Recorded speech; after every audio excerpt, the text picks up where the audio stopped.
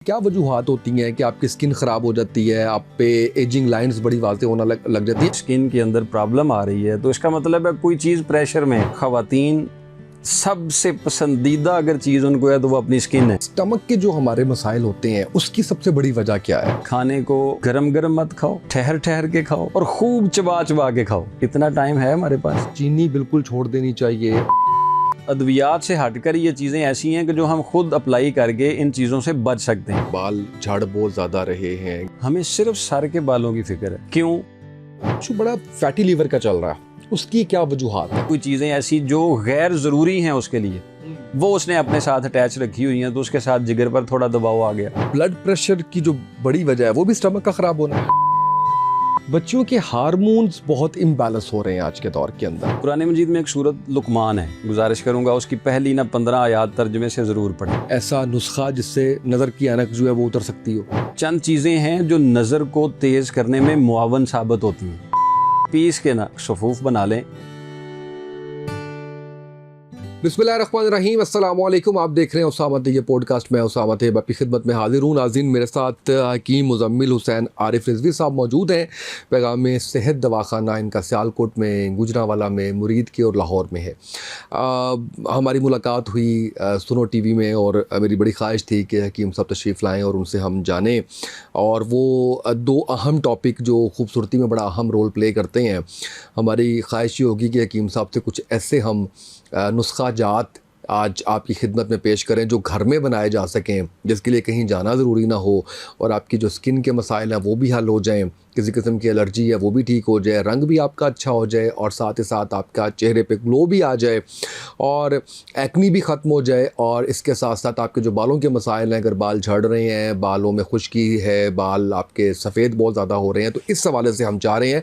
अच्छा, ये दो चीज़ें चूज़ करने का मकसद ये होता है कि मैं इस बारे में बड़ा क्लियर हूँ कि अगर आपका स्टमक, आपका मैदा ठीक है, आपका गट ठीक है, तो आपके मसाइल ठीक है। मैं इस बात पर कन्विंस्ड हूँ। अभी मैं हकीम साहब का देख रहा था, मुझे एक स्टिल नज़र आई, उस पर भी यही लिखा हुआ था उन्होंने। तो हम एक पेज पे हैं इस मामले पे। मैंने जितने पॉडकास्ट हेल्थ के हवाले से किए हैं, मैं यकीन जानिए कि इस नतीजे पे पहुंचा हूं कि आपका लाइफस्टाइल बेहतर हो जाता है, आपका नींद का दौरानिया, आपके नींद के औकात, आपके फ़िज़िकल एक्टिविटी, आपके खाने पीने के औकात, आपके जो ऑयली चीज़ें ना खाना, बाहर की फ्रोज़न चीज़ें कम खाना, इनसे अगर आप परहेज़ करते हैं तो आपके बहुत से मसाइल हल हो जाते हैं। शायद यही वजह है कि आज बीमारियां ज़्यादा हैं और पहले बीमारियां कम थीं। ये तो मेरा नॉलेज था कि सब जो मैंने अभी तक बयान किया। कैसे हैं आप? खैरियत से हैं? ठीक है, अल्हम्दुलिल्लाह, अल्लाह का शुक्र। आप खैरियत से हैं? ठीक है, अल्लाह का शुक्र, अल्हम्दुलिल्लाह। बहुत शुक्रिया तशरीफ़ लाए आप और बड़ी खुशी हो रही है मुझे आपके साथ बैठ के। हकीम साहब, स्किन के बड़े मसाइल होते हैं, जवान रहने को भी दिल करता है हर शख्स का, और मेरा ख्याल है कोई बुराई भी नहीं है इसके अंदर। चेहरा फ्रेश रखने का भी दिल करता है। मैं रंग बहुत ज़्यादा गोरा तो नहीं कहता, लेकिन जब बच्चा पैदा होता है तो उस वक्त उसका रंग जो होता है कम से कम वो वापस आ जाए, वो वापस आ जाए। तो इस हवाले से कुछ चीज़ बताइए कि क्या वजूहात होती हैं कि आपकी स्किन ख़राब हो जाती है, आप पे एजिंग लाइंस बड़ी वाज़ेह होना लग जाती हैं। उम्र का तकाज़ा तो अपनी जगह, लेकिन क्या इस प्रोसेस को स्लो भी किया जा सकता है? मुझे ना अब ये एहसास होना शुरू हो गया है कि तबीब से ज़्यादा जो एंकर है ना वो हकीम हो गए हुए हैं। अलामात भी उनको पता है, असबाब भी पता है और वजूहात तो फिर पहले से ही पता है। क्योंकि ये बहुत बड़ी बात आपने जो की ना, निज़ाम इंहज़ाम, जो हाज़मे का निज़ाम है, ग़िज़ा जो भी हम इस्तेमाल करते हैं, जिल्द हो, बाल हों या हमारी जिस्मानी खदोखाल हों, इंसान को अल्लाह तबारक व तआला ने बनाया ही खूबसूरत है। बेशक बेशक, वो किसी रंग का तमीज़ नहीं है उसमें, बिल्कुल नक्श या रंग कोई उसमें मैटर माने नहीं करता। बहुत खूबसूरत बात, इंसान है ही खूबसूरत, उसका किरदार उसको दागदार करता है। ये ज़ाहरी दाग धब्बे, कील छायाँ, मुहासे, ये जो है ना, ये तो ज़ाहरी हैं। किरदार का जो धब्बा होता है ना, वो किसी दवाई से नहीं उतरता, वाह, वो किसी फेस वाश से भी नहीं उतरता है। ऐसे ही है। तो अल्लाह हमें किरदार के धब्बों से बचाए। आमीन। जिस्मानी जो धब्बे हैं वो तो फिर आप जैसे लोग हैं ही हैं, वो कुछ ना कुछ चीज़ें देते ही रहते हैं लोगों को, तो उसके साथ बन ही जाती हैं। स्किन ख़राब कब होती है ये जानना पहले बहुत ज़्यादा ज़रूरी है। हमारे स्किन में मॉइस्चर आना ये एक फ़ितरी बात है, नमी आना एक फ़ितरी बात है, इसका ड्राई होना ये भी एक फ़ितरी बात है। इन दोनों में जब कमी ज़्यादती हो जाएगी, मतलब इसकी नमी ज़रूरत से ज़ायद बढ़ जाएगी, फिर मसाइल आएंगे। इसकी ड्राइनेस ज़रूरत से ज़्यादा बढ़ जाएगी तो फिर इसके अंदर मसाइल पैदा हो जाएंगे। आपने 3 रातों से जागता हुआ कभी बंदा देखा है जो 3 रात से सोया ना हो? उसका कैसा रंग होता है? उड़ा उड़ा सा, फीका सा, फीका फीका सा, हाँ, थोड़ा सा। वही किसी की चोरी पकड़ी जाए अचानक से फीका, तो एकदम रंग फुक हो जाता, फक हो जाता है। वही होता है रंग, 1 घंटा पहले वही रंग है, ऐसे ही है। लेकिन उड़ जाता है। मतलब क्या है? नींद पूरी ना हुई, दिमाग पर प्रेशर आया, चोरी पकड़ी गई, दिल दिमाग दोनों पर प्रेशर आया। जैसे ही प्रेशर आया वैसे ही स्किन पर असर आ गया। बड़ी आला मिसाल दी आपने। जी, कैसा? दोनों प्रेशर आ गए तो रंग उड़ गया। कोई भी स्किन की डिजीज़ या कोई स्किन के अंदर प्रॉब्लम आ रही है तो इसका मतलब है कोई चीज़ प्रेशर में है, कोई ऑर्गन हमारा कोई ऑर्गन प्रेशर में है। बिल्कुल ठीक। अब वो कौन सा ऑर्गन प्रेशर में है? वो सबसे पहले हमारा दिमाग प्रेशर में है। स्ट्रेस, दिमागी दबाव है, बोझ है, उसकी वजह से ऐसा हो जाता है। फिर क्या प्रेशर में है? कुछ लोगों का अगर दिमाग ठीक है वो कहेंगे जी मेरा तो ठीक है, मेरे तो कोई मसला नहीं है, कोई प्रॉब्लम नहीं है। तो फिर उनका जो स्टमक है, जिसने ऐसे एसिड्स बनाने थे जो निज़ाम में इन्हज़ाम के मुआवन थे, मतलब हाजमे को मुआवन थे, लेकिन उसने वो वाले जहरीले मवाद बनाए जो नुकसानदेह थे। बिल्कुल सही है। तो जब उसने वो बनाए तो वो प्रेशर में आया, वो यहाँ से एसिड्स उठे, उसने वो चेहरे पर जो असरात थे वो ज़रूरत से ज़्यादा नमी कर दी या ज़रूरत से ज़्यादा खुश्की कर दी। तो उसकी वजह से फिर वो चेहरे का रंग भी ख़राब होता है, उस पर एक्नी भी आना शुरू हो जाती है। तीसरी वजह होती है हमारा जो एटमॉस्फेयर चेंजिंग होती है। आप किस माहौल में रह रहे हैं, रोज़ाना की सफरिंग है आपकी, रोज़ाना आने जाना है या किस तरह से, और आप अपने फेस को कितना महफूज रख रहे हैं। हमारे माशरे में मेल की मतलब मर्द की बनिस्बत ख़वातीन सबसे पसंदीदा अगर चीज़ उनको है तो वो अपनी स्किन है। ऐसे ही है, बिल्कुल। वो अपनी जिल्द का, चेहरे का ख्याल रखते हैं, बहुत ज़्यादा ख्याल रखते हैं। अब जाके मर्द हजरात भी रखना शुरू हो गए। चले देर आए दुरुस्त है, रखना चाहिए रखना चाहिए। लेकिन ये ख्याल तो हमारा मज़हब हमें फरीज़े के तौर पर देता है। वाह।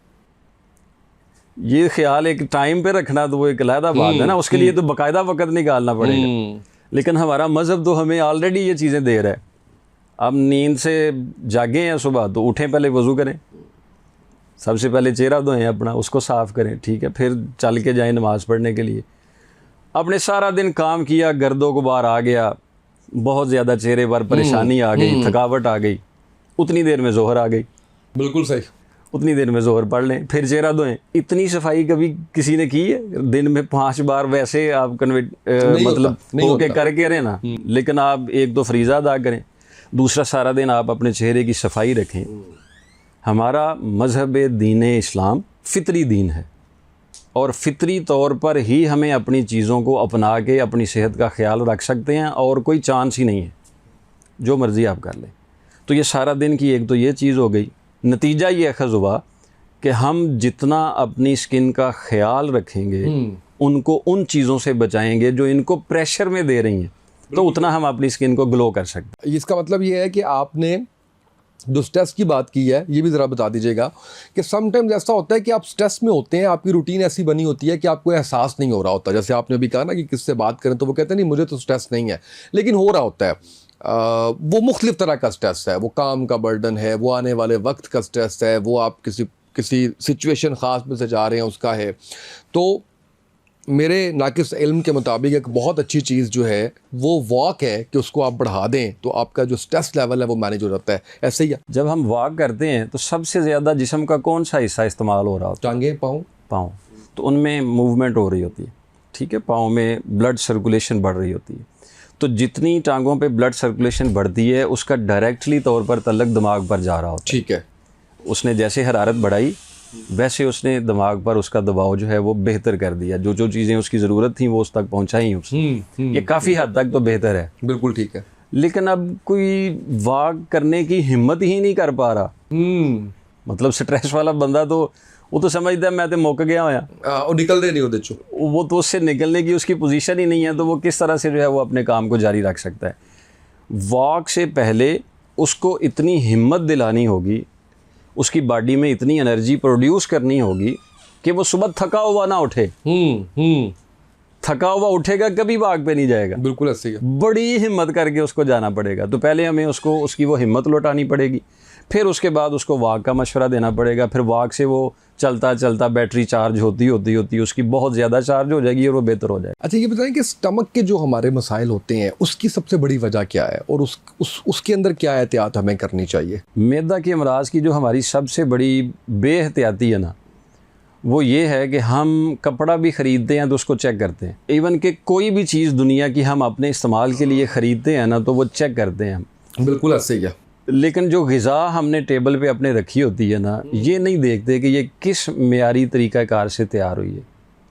यहाँ से बेहतियाती शुरू हो जाती है। फिर हम ये नहीं देखते कि मुझे भूख भी है कि नहीं है, मतलब हमने टाइम फिक्स्ड रखा हुआ है या मैदे की तलब पर खा रहे हैं। मैदे की तलब पे खाना चाहिए। मैदे की तलब, दैट इज़ द पॉइंट। चाहे नाश्ता हो, कुछ भी हो, ओके, आपका मैदा अगर तलब नहीं कर रहा तो इसका मतलब है कहीं बीमारी बन चुकी है। मतलब उसको 5 घंटे के बाद एक तलब नेचुरली शुरू हो जानी चाहिए। 5 घंटे में ग़िज़ा हज़म हो के 6, 7, 8 घंटे में उसका फुजला मूव हो जाता है। ठीक है। फिर 12 घंटे में उसका इखराज हो जाता है। तो फिर आपको थोड़ी ग़िज़ा की ख्वाहिश हो जानी चाहिए। लेकिन अगर वो नहीं हो रही, 5-6 घंटे के बाद नहीं हो रही, तो इसका मतलब है पहले वाला फुजला ही ठीक तरह से खारिज नहीं हुआ, जो पहले वाली ग़िज़ा थी। तो इसलिए इसमें भी हमें बहुत हद तक जो है वो फ़ायदा पहुंचाता है हमारा फ़ितरी दीन।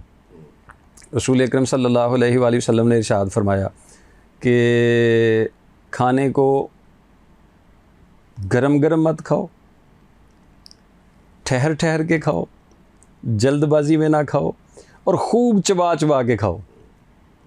इतना टाइम है हमारे पास? टाइम है, हम इतना टाइम लगाते नहीं है।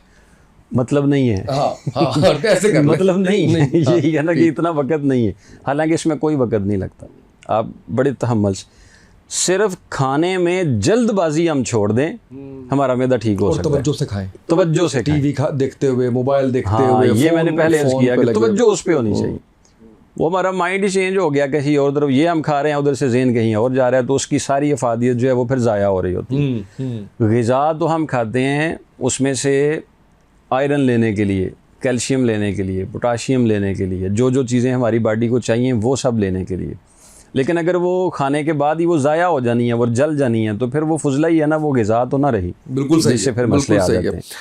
अच्छा, ये बताइएगा कि जैसे हम अब स्टमक का थोड़ा सा जिक्र कर रहे हैं, क्योंकि बीमारियां सारी यहाँ से शुरू हो रही हैं, तो ये जो एक इस वक्त कैंपेन चल रही है कि चीनी बिल्कुल छोड़ देनी चाहिए, और ये कहा जा रहा है कि जो ऑयल हैं वो सिर्फ या तो देसी घी इस्तेमाल करें, या सरसों का तेल इस्तेमाल करें, या जैतून का खालिस मिल जाए तो वो इस्तेमाल करें। इस पर आपकी क्या राय है? हम जिस मुआशरे में रह रहे हैं, इसमें सभी लोग एक ही पोजीशन में रहने वाले नहीं हैं। सब लोगों का दस्तरखान एक जैसा नहीं है। ठीक है, ठीक है। सब लोगों के लिए एक जैसी चीज़ें मुयस्सर नहीं है। तो हम सब लोगों के लिए एक ही तरह का जो निज़ाम है वो नहीं दे सकते हैं। जो दही आबादियाँ हैं उनकी जो जिस्मानी मशक्क़तें हैं वो कुछ और हैं। जो शहरी आबादियाँ हैं उनकी जो ज़रूरियात हैं वो कुछ और हैं। तो हमें उन सब चीज़ों को उनकी मुनासबत से सामने रख के जो है वो लेके चलना होगा। बिल्कुल सही। एक ही तरह की चीज़ें सब चीज़ों के लिए कह देना और फिर वो उन सब को देखें। अब एक आदमी है, उसने सुबह मज़दूरी पे जाना है और बड़ा वज़नी काम करना है, बड़ा उसने मेहनत मज़दूरी वाला काम करना है, तो अगर हम उसको कहें कि आप बिल्कुल हल्का सा एक नाश्ता करके जाओ, तो वो तो कुछ देर के बाद फिर अपनी सारी एनर्जी ज़ाया कर देगा। उसके लिए नाश्ता थोड़ा बेहतर चाहिए। जो दफ्तरी औकात वाले लोग हैं जिन्होंने मेहनत कोई नहीं करनी है, उनके लिए नाश्ता जो है वो हल्का फुल्का चाहिए। ये हर इंसान के लिए उसकी अपनी ज़रूरियात की मुनासबत से ग़िज़ा होती है। जो जनरली तौर पर चीज़ें होती हैं वो ये होती हैं कि हम किसी भी चीज़ को तवाज़न में रखें। अगर अदम तवाज़न आएगा तो फिर उसमें ख़राबी पैदा हो जाएगी। मतलब अगर आप मीट खा रहे हैं तो खाए जा रहे हैं तो नुकसान से खाली नहीं है।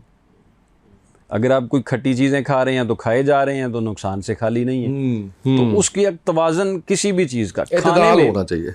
मैं अद्वियात से हटकर ये चीज़ें ऐसी हैं कि जो हम खुद अप्लाई करके इन चीज़ों से बच सकते हैं। तो जैसे जैसे इन चीज़ों पर हम थोड़ी तवज्जो देंगे तो ये ठीक हो सकता है। बिल्कुल ठीक है। अच्छा, बालों के हवाले से मुझे बताइए कि बालों के बड़े मसाइल लोग कहते हैं। एक सबसे बड़ा जो मसला है वो ये है कि बाल झड़ बहुत ज़्यादा रहे हैं, गिर रहे हैं। अभी प्रोसेस स्टार्ट हुआ है, दूसरी स्टेज ये है कि आप गंजपन का शिकार हो गए हैं।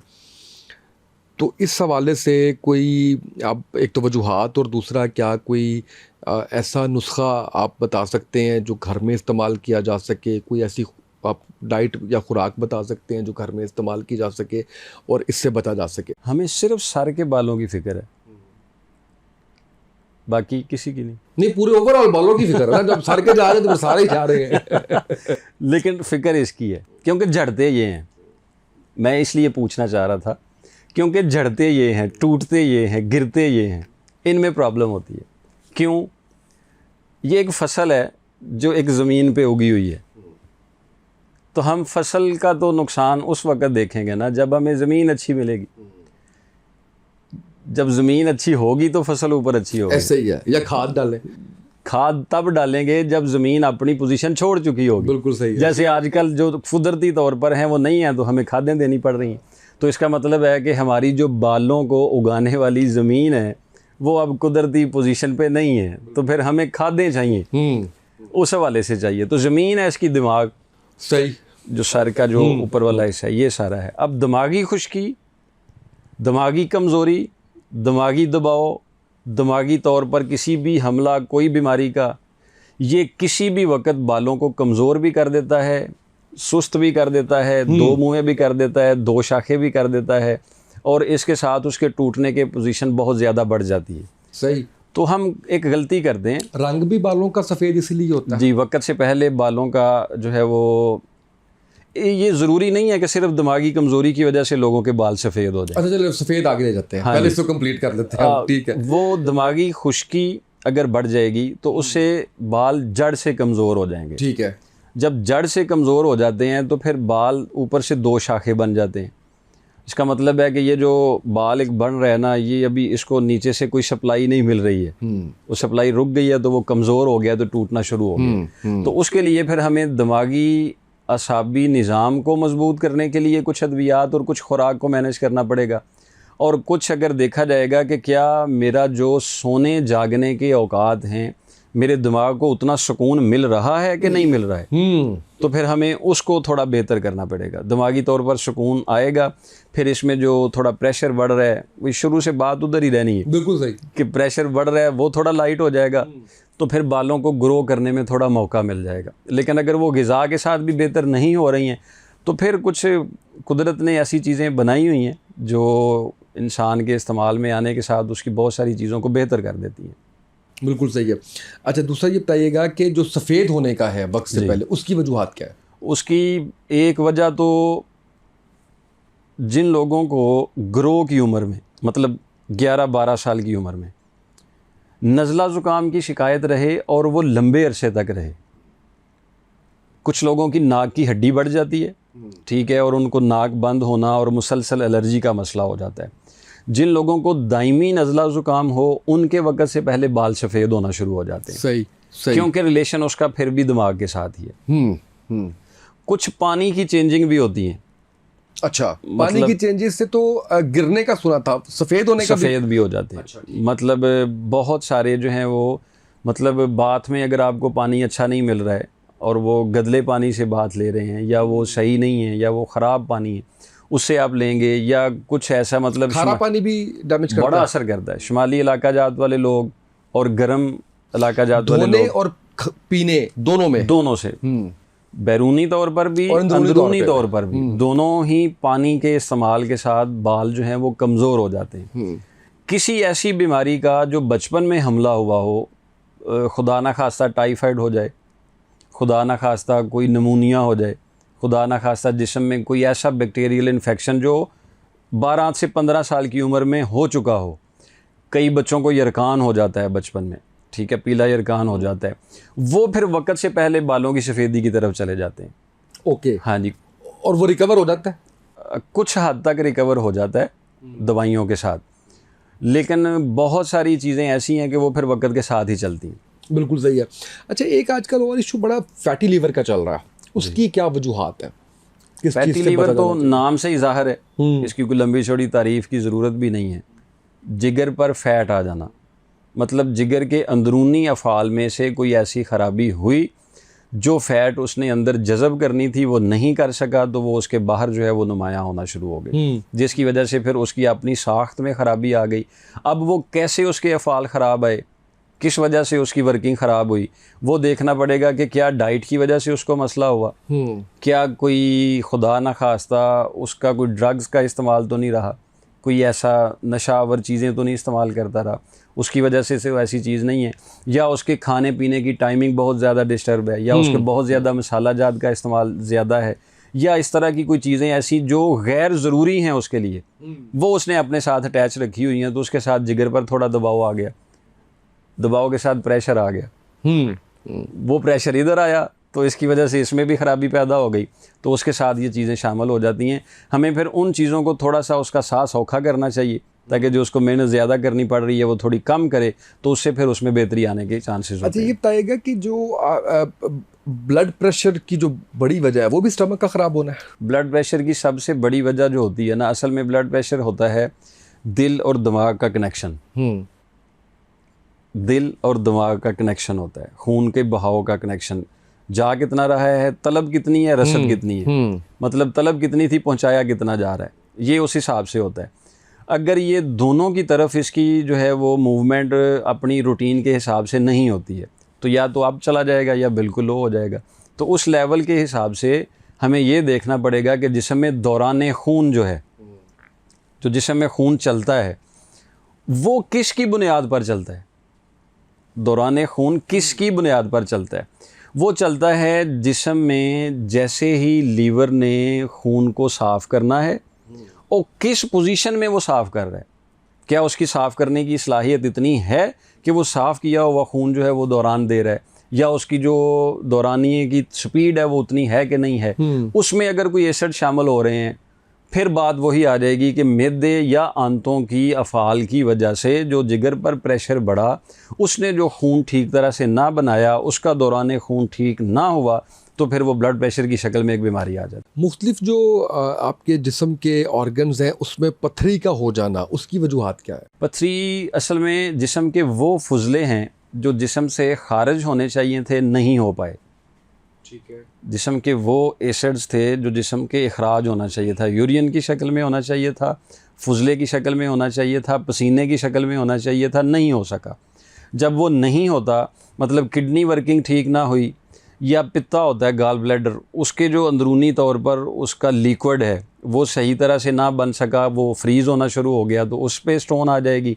किडनी की वर्किंग में एक प्रॉब्लम आ जाएगी, मतलब आदमी वर्किंग किए जा रहा है लेकिन पानी का ख्याल नहीं रख रहा, तो गुर्दे खुश्क चल रहे हैं, या वो खुराक बेढंगी इस्तेमाल कर रहा है और उसको सोने जागने का कोई ऐसा मामूल नहीं है, तो उस मुनासबत से उसकी जब वर्किंग स्लो होगी, तो जो उन्होंने पेशाब बनाना था, खारिज करना था, वो मुनासिब मिकदार में ना हुआ, वो जमना शुरू हो गया, तो उसकी तय लगने की वजह से उस पर स्टोन बनना शुरू हो जाता है। लेकिन वो क्यों खारिज नहीं होता? क्या उसकी वजूहात क्या होती हैं उसके पीछे? किडनी वर्किंग स्लो हो जाएगी। स्लो किस तरह से होगी? हाँ, किस वजह से होगी? कैसे स्लो होगी? मतलब पानी कम पिया गया, मेहनत ज़्यादा की गई, ओके। गर्म अशिया का इस्तेमाल ज़्यादा किया गया, लेकिन उसकी मुनासबत से दूसरी चीज़ें इस्तेमाल ना की गई जो उसकी हरारत को कम कर सकती थी। मतलब बहुत ज़्यादा मीट इस्तेमाल में आ गया, बहुत ज़्यादा जंक फूड खाने में इस्तेमाल में आ गया, बहुत ज़्यादा कोल्ड ड्रिंक जो इस वक्त, एनर्जी ड्रिंक जो इस वक्त आ रहे हैं उनका इस्तेमाल बहुत ज़्यादा आ गया, नमकियात वाली चीज़ें बहुत ज़्यादा आ गई, नमक वाली वो चीज़ें जो जिस्म में ज़ायद बन रही थी, मतलब हमारी ज़रूरत नहीं थी, हम उसको इस्तेमाल किए जा रहे हैं। मैं और मुख्तसर कर देता हूँ, जितनी बेकरी आइटम हैं उनका कसरत से इस्तेमाल, जितनी चिकनाई वाली मिठाई वाली आइटम है इनका कसरत से ज़्यादा इस्तेमाल, और बहुत ज़्यादा जो लोग दिमागी मेहनत करते हैं, दिमागी काम जिनका बहुत ज़्यादा होता है और उनकी सिटिंग भी ज़्यादा होती है, उन पर भी पथरी बनने के चांसेस ज़्यादा होते हैं। तो उनको फिर उस मुनासबत से अपने पानी की मिकदार को बढ़ाना होगा, अपनी ग़िज़ा को थोड़ा कम करना होगा, सब्ज़ियों में कुछ चीज़ें ज़ायद इस्तेमाल करनी होंगी, गोश्त से थोड़ा बचना होगा, जो चीज़ें जो हैं वो कैल्शियम ऑक्सलेट की शक्ल में हमें मिल रही हैं उनसे थोड़ा रुकना होगा, तो इसकी बनावट से रोका जा सकता है और गुर्दे अपनी वर्किंग में आ सकते हैं। बिल्कुल सही है। अच्छा, आखिर में मैं छोटी सी कह लें अहम बात ये है, बच्चों के हार्मोन्स बहुत इम्बैलेंस हो रहे हैं आज के दौर के अंदर। एक तो आपने वजह बता दी सारी जो अभी आपने बताई है ना, मैं इसको रिपीट कर देता हूँ। बेकरी आइटम्स आपके जो है वो चीनी बहुत ज़्यादा, आपका फ्रोज़न फूड बहुत ज़्यादा, आपके कोल्ड ड्रिंक्स बहुत ज़्यादा, नींद का आपका डिस्टर्ब होना, इसके अलावा क्या वजूहात है जिनसे बचना चाहिए? पेरेंट्स सुन रहे हैं, वो अपने अपने बच्चियों को समझाएं, बच्चियाँ सुन रही हैं, उनको ख्याल रखें इस चीज़ बड़े का। अदब से गुजारिश ये है, हम सीखने की उम्र में रहते हैं और सीखते रहते हैं और उस हिसाब से ही चलना चाहिए। वालिदैन को कभी भी बच्चों के सामने लड़ाई झगड़ा नहीं करना चाहिए। कोई भी बात है ना तो बच्चों से थोड़ा सा हट जाएं, उनके सामने कोई ऐसा लाउडली बात नहीं करनी चाहिए, लाउडली बात नहीं करनी चाहिए। कुरान मजीद में एक सूरत लुकमान है, मैं अदब से गुजारिश करूँगा उसकी पहली ना 15 आयात तर्जमे से ज़रूर पढ़ें, सब वालिदैन पढ़ें, ज़रूर पढ़ें और उस तर्जमे से सीखने की कोशिश करें कि हमारे जब बच्चे बढ़ रहे होते हैं तो हम मफहूम बता दें अगर आप। मैं वही अर्ज़ करने लगा हूँ, जब बढ़ रहे होते हैं तो हमें उनकी तरबियत कैसे करनी चाहिए। हज़रत लुकमान, उनके बेटे जब थोड़े बढ़ने की उम्र में हुए, अल्लाह मुझे माफ़ फरमाए मैं तर्जमे का मफहूम ही अर्ज़ कर देता हूँ, ठीक है। तो आपने ना उनको पास बिठाया, तो आपने पास बिठा के उनसे कहा कि सबसे पहले ना अल्लाह के अलावा किसी को अल्लाह मत मानना, तेरा परवरदिगार वही है, बेशक तेरा खालिक मालिक वही है, उसका शिरक कभी ना करना, ठीक है। दूसरा मफहूमन आगे पीछे चीज़ें हो सकती हैं। एक बात जो मैं ज़रूरी तौर पर कहना चाहूँगा वो ये है कि ऐ मेरे बेटे, अगर तू कोई बुराई, अगर तू कोई गुनाह ज़मीन की तहों के नीचे कर ले या आसमान की बुलंदियों या पहाड़ों की बुलंदियों की चोटियों की बुलंदियों के ऊपर कर दे, तो कल क़यामत वाले दिन अल्लाह ताला वो गुनाह तेरे सामने लेके आ जाएगा। इसका ख्याल ज़रूर रख। ये बाप अपने बेटे को समझा रहा है और बढ़ने की उम्र पे सिखा रहा है और फिर बता रहा है कि वालिदैन के साथ अच्छा सलूक कर। ये सारी चीज़ें जब हमने बच्चों की तरबियत के अंदर लेकर आएंगे और उसको ये पता लग जाएगा कि मैं जब कोई गुनाह में इन्वॉल्व होऊंगा तो फिर मुझे कोई देख रहा है। हमें कैमरे से तो बड़ा डर लगता है क्योंकि कोई हमें देख रहा है, तो जहाँ पे हमने जाना है वहाँ तक भी हमें अपने डर को महफूज रखना चाहिए कि उसमें जाके क्या चीज़ हमने पेश करनी है। वालिदैन कोई भी अपने जो मामलात हैं, जब घरों में घरेलू झगड़े ज़रूरत से ज़ायद होते हैं तो बच्चों पर उनके असरात होते हैं। बच्चे जब प्रेशर में आते हैं और उनकी ग्रो की उम्र होती है 13-14 साल 12 साल की उम्र में होती है, तो वो फिर बजाय मुआशरे में एडजस्ट होने के अपने घर के ही प्रेशर में रह जाते हैं, उसी में ही दब के रह जाते हैं, जिनसे फिर उनका बढ़ना फलना फूलना हार्मोनल जो है वो सिस्टम वो थोड़ा ख़राब हो जाता है। ये तो होता है एक सोसाइटी का प्रेशर। कुछ बीमारी के तौर पर भी ऐसी चीज़ें आती हैं जो बच्चे जो हैं वो 9-10 साल की उम्र में ही खुदा न खास्ता किसी दूसरी बीमारी का शिकार रहे हों, कोई वायरल इन्फेक्शन का शिकार रहे हों, तो फिर उनमें किसी दूसरी बीमारी का हमला भी जो है वो ख़तरे से खाली नहीं होता, कोई ना कोई आ सकती है। तो फिर वो बच्चियों में कुछ मसाइल पैदा हो जाते हैं, बच्चों में कुछ मसाइल आप देखें 800-900 साल के बच्चों को ऐनकें लग गई हुई हैं, ग्लासेस लग गए हुए हैं। अब ये उम्र तो नहीं है नज़र कमज़ोर होने की, लेकिन फिर भी लग गई हुई हैं क्योंकि उनका दिमागी तौर पर वो निज़ाम उसी वक्त से कमज़ोर होना शुरू हो गया हुआ है, प्रेशराइज हो चुका होता है, जो उनको चीज़ें चाहिए होती हैं वो नहीं मिल रही होती हैं, तो उस वजह से फिर वो ग्रो नहीं कर रहे होते हैं। बिल्कुल सही। ये सारे अवामल मिल के फिर बीमारी भी बना देते हैं, दबाव भी बना देते हैं और उसके साथ और कई ख़तरनाक बीमारियां लेके आ जाती हैं। अच्छा, मैंने कहा था एंड पे, लेकिन अब आपने जिक्र कर दिया ऐनक का, तो ये बहुत से लोग दावा कर रहे होते हैं कि जी ऐनक उतर जाएगी, ऐसा भी कुछ होता है? नज़दीक की, दूर की, किसी उम्र में ऐसा पॉसिबल है? कोई ऐसी दवाई, कोई ऐसा नुस्खा जिससे नज़र की ऐनक जो है वो उतर सकती हो? एक तो मैं दावों से ज़रा महफूज हूँ। नहीं, मैं आप ये नहीं कह रहा कि आप दावा करें, मैं तो हम तो एजुकेट करने के लिए लोगों को पर ऐसा होता है। देखिए, किसी भी बीमारी का इलाज मैं जो समझना चाहता हूँ वो उसकी वजूहात को जाने बगैर मुमकिन ही नहीं है। वो मुमकिन ही नहीं है उसकी वजूहात को जाने बगैर। कदीम अतिबा ने बहुत सारे ऐसे नुस्खाजात बताए हुए हैं, लिखे हुए हैं और मैं कुछ अर्सा से इस्तेमाल भी करवा रहा हूँ। मेरे बच्चे चूँकि हिफ़्ज़ कर रहे हैं उनको भी वक्तन फ़क्तन जो है वो मैं दे रहा होता हूँ। जो लोग बच्चे हिफ्ज़ में हैं या पढ़ाई में हैं या जिसमें भी हैं, उस मुनासबत से जो है वो ये चीज़ जारी रखें। चंद चीज़ें हैं जो नज़र को तेज़ करने में मुआवन साबित होती हैं।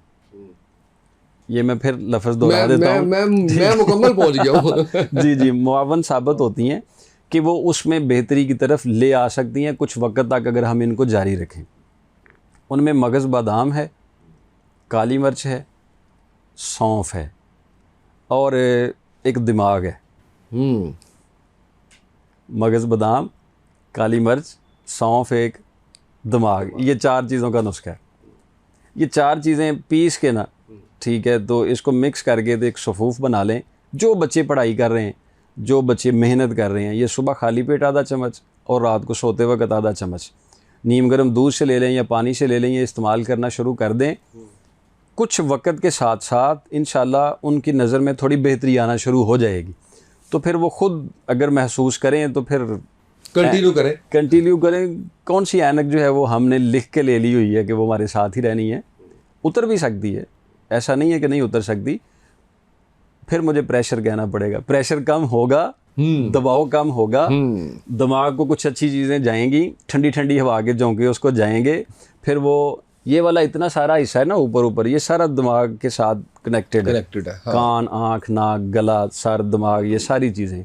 तो हमने उसको जो है वो जब बेहतर कर लेना है तो उसके साथ ये चीज़ें ठीक हो जानी है। बिल्कुल सही है। दिमाग का आपको पता लग गया होगा? नहीं, मैंने पूछना था कि दिमाग जो है वो क्या है, इस्तारातन है या ये भी पंसार से मिल जाएगा? मिल जाएगा दिमाग मिल जाएगा। क्या होता है? वो मेरी गाड़ी में पड़ा है, अगर होता तो मैं ज़रूर दिखाता, मेरे माइंड में नहीं था कि ये नुस्खा भी देना है। अच्छा, बिल्कुल ठीक। ये मगज़ अखरोट होता है। ओके, ठीक है, गॉट इट, समझ आ गई मुझे, बिल्कुल सही है।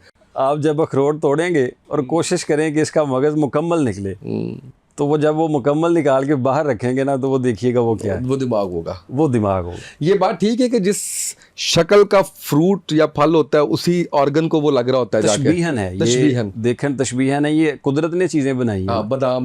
बादाम जिगर की तरह है, उसको ठीक करता है। सौंफ आँख की तरह है, और इसमें कोई शक भी नहीं है कि सौंफ कदीम तरीक़ों से सुनते आ रहे हैं कि सौंफ ने आँख ठीक करनी है, नज़र ठीक करनी है, मैदा ठीक करना है। पिस्ता जो है वो गुर्दे की शक्ल का है, काजू जो है वो कुछ गुर्दे से मिलता जुलता है। तो ये उन चीज़ों के साथ अब ये हम खुद से ही इनको देखें ये गुर्दों के लिए तो हम खाना शुरू कर दें, तो फिर ये तरीक़ाकार नहीं है, कम्बिनेशन है। इलाज कोई भी है वो कम्बिनेशन है। आपकी गाड़ी ख़राब हो जाएगी तो आप वो राजगिरी वाले मिस्त्री के पास नहीं जाएंगे, ऐसे ही मैकेनिक के पास जाए, मोटर मैकेनिक के पास, उसके मिस्त्री के पास जाएंगे, हालांकि वो भी उस्ताद है। बिल्कुल सही है वो भी उस्ताद, दोनों को ही उस्ताद ही कहते हैं ना जी। बिल्कुल सही। लेकिन उसके मुतल्लिका उस्ताद के पास जाएंगे आप। तो हम जब ये चीज़ें कर लेते हैं कि सारा कुछ अपने तौर से अप्लाई करना शुरू कर देते हैं, वो ग़िज़ाई तौर पर तो फ़ायदा दे देती है। लेकिन अगर बीमारी के इलाज के लिए है तो वो फिर कोई ना कोई उसका कॉम्बिनेशन होगा। हाँ, ग़िज़ाई तौर पर तो हमें इतनी अवेयरनेस रखनी चाहिए कि मेरे पास ये चीज़ें थीं तो इनसे मैं ये ठीक हो सकता था या ये कर सकता था, तो ये तो बहुत अच्छी बात है। हमें अपनी केयर होनी चाहिए, हर लिहाज से होनी चाहिए। लेकिन उसके बाद अगर अद्वियात के तजर्बात हम खुद पे करना शुरू कर देंगे वो नुकसान से होगा। ये जो आपने चीज़ें बताई हैं, अभी पिस्ता बताया, बादाम बताया, अखरोट बताया, ये चीज़ें वैसे आम रूटीन में इनको अपनी ज़िंदगी का हिस्सा बनाना चाहिए। ये हर इंसान के मिजाज की मुनासबत से होते हैं। ठीक है, कुछ लोग जो हैं वो गर्म मिजाज रखते हैं तो उस मुनासबत से उनके लिए कुछ चीज़ें चाहिए होती हैं। लेकिन मगज़ बादाम ये एक ऐसा मगज़ है कि ये मोतदल मिजाज हर बंदों के लिए इस्तेमाल हो सकता है। ये सब कर सकते हैं, उनमें कोई प्रॉब्लम नहीं है, ये मुस्तकिल आप इस्तेमाल कर सकते हैं। इसका भी मेरा एक नुस्खा है, वो अमूमी तौर पर चलता है, खूबसूरत नाश्ते के तौर पर हम कर सकते हैं। 11 बादाम की गिरियाँ ये रात को भिगो के रख दें। ठीक है, क्योंकि हमने एंड नुस्खे पे ही करना है, तो बाल टूटने का भी नुस्खा, चेहरे को ग्लो करने का भी नुस्खा जी, और ये जो दिमागी खुश्की है इसको भी ख़त्म करने का नुस्खा। 11 बादाम की गिरियाँ ये रात सारी चीज़ों का बता रहे हैं जी, अल्लाह के फजल से। वाह जी 11 बादाम की गिरियाँ ये रात को पानी में भिगो के रख दें, सुबह उठ के इनको निकाल दें। अगर शुगर नहीं है तो 11 के मुकाबले में 21 मेवे, ठीक है, किशमिश, ओके, सौंगी इसमें डाल दें जी, और 5 काली मिर्च। ठीक है, 5 काली मिर्च। और अगर आपकी एज 30 साल से कम है तो इसमें 1 दिमाग डाल दें। वाह वाह, हाँ जी, बिल्कुल सही। ये है आपका सुबह एक बेहतरीन सा पेस्ट नाश्ता, ठीक है। इसके साथ आप एक एक दो दो इनके पीस ले लें, और साथ आप लें नीम गर्म दूध का 1 कप, जिसमें 2 चुटकी ज़ीरा उबाल के रखा गया हो, ठीक है। ज़ीरा सफ़ेद। सुबह के टाइम पे दूध वो ज़ीरे वाला जो है ना, 1-2 घूंट वो ले लें, साथ इसके 1-2 पीस ले लें, वो ले लें 1-2 पीस। ये आप नाश्ता करें और ये आप तजर्बा करिएगा, तो नेक्स्ट मुझे बताइएगा कि मैं पहले कितना थकता था तो अब कितना थकता हूँ। बिल्कुल सही। अल्लाह के फजल के साथ बिल्कुल सही। ये दिमागी असाबी निज़ाम को तहरीक पहुँचाता है, ठीक है। दबाव जो जिस्म पर बन रहा होता है दिमागी तौर पर, उसको ठीक करता है। और जो आपके खुश्की वगैरह बढ़ रही होती है, वीकनेस आ रही होती है, उसको ठीक करता है। जो शुगर वाले लोग हैं वो इसमें किशमिश ना मिलाएं, ठीक है। वो इसकी जगह पे पिस्ता मिलाएं, ठीक है। वो इसकी जगह पे पिस्ता मिलाएं। और 1 दालचीनी का पाउडर की 2 चुटकी, 2 चुटकी दालचीनी का जो पाउडर है ना, वो इसके अंदर मिला लें और ये खाना शुरू कर दें। और 30 से ऊपर है तो फिर अखरोट नहीं डालना। हाँ जी, फिर अखरोट नहीं डालना। और अगर आपको ब्लड प्रेशर है तो भी ये खा लें, कुछ नहीं होता, कोई मसला नहीं होगा, ठीक है। अल्लाह के फजल से नहीं होगा। बिल्कुल सही है। कीम साहब बहुत शुक्रिया आपका, तशरीफ़ लाए और इतने अच्छे अच्छे आपने नुस्खे भी बताए और इतने अच्छे से गाइड भी किया आपने। मुझे बड़ा अच्छा लगा, आपने बड़ी शानदार मिसालें दे के हर चीज़ को बड़े अच्छे से बयान किया। मैं खुद को समझाने की कोशिश करता हूँ बस। नहीं, बहुत बहुत खूबसूरत अंदाज में। मैं सच्ची बात यह है कि इतने पॉडकास्ट हेल्थ पे किए मैंने, लेकिन इस तरह की जो मिसालें हैं वो इससे पहले मुझे नहीं मिली और वो समझ में आने वाली मिसालें थी। ऐसा नहीं है कि वो इररेलेवेंट थी या उनका नहीं, उनका बड़ा आपस में गहरा जो है वो ताल्लुक था। तो दोबारा भी आपको इंशाल्लाह ज़हमत देंगे। आपका बिजी स्केड्यूल है मुझे पता है, लेकिन हमारे सुनने देखने वाले आपके चाहने वाले हैं, वो चाहेंगे कि दोबारा हम इस पर बैठे मज़ीद कुछ और चीज़ें जो है वो डिस्कस करें। नाज़रीन, आज के पॉडकास्ट से इतने ही। मुझे उम्मीद है कि आपने बहुत कुछ सीखा होगा, जो अगर आप अपनी ज़िंदगी में शामिल करेंगे तो आपको बहुत से फ़ायदे होंगे इसके। इजाज़त दीजिए, अल्लाह हाफ़िज़।